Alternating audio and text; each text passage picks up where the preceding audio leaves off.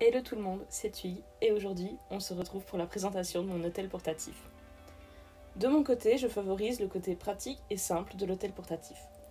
C'est pour ça que j'ai choisi la boîte de mon tarot favori comme espace de rangement, simple et efficace.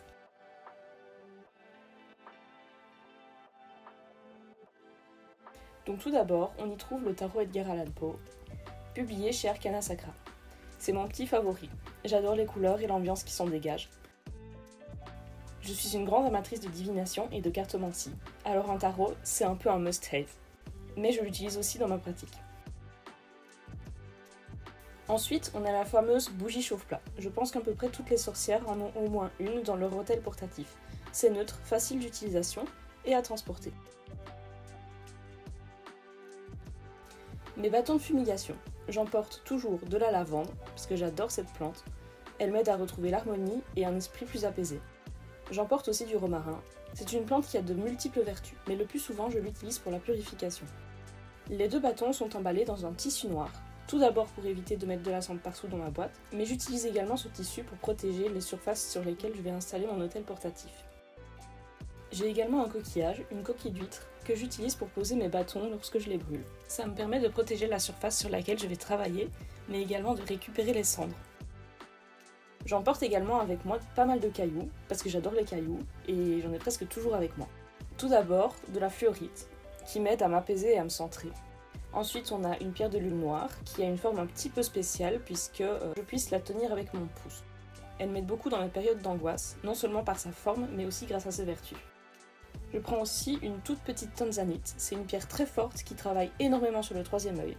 C'est super pour établir une connexion, mais elle nécessite un bon ancrage. L'héliodore est l'une de mes pierres préférées. En tant que lion qui se respecte, c'est une pierre qui est liée à l'énergie solaire.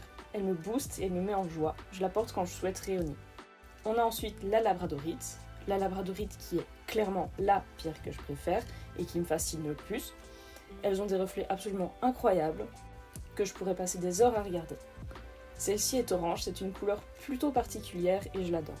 J'utilise mon obsidienne œil céleste à des fins de protection. C'est une très bonne pierre pour l'absorption des énergies, mais elle nécessite beaucoup d'entretien.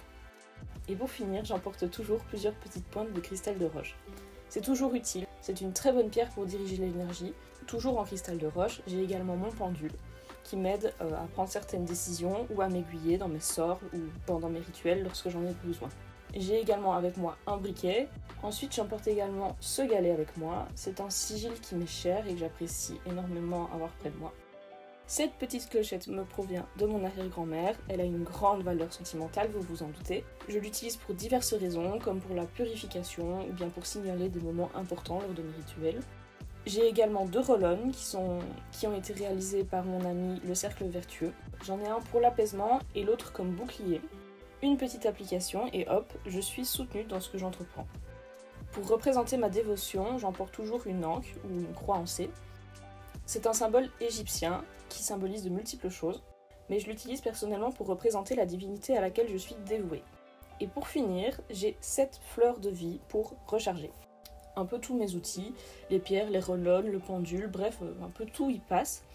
C'est très utile pour le rechargement, surtout quand on est un petit peu tête en l'air comme moi.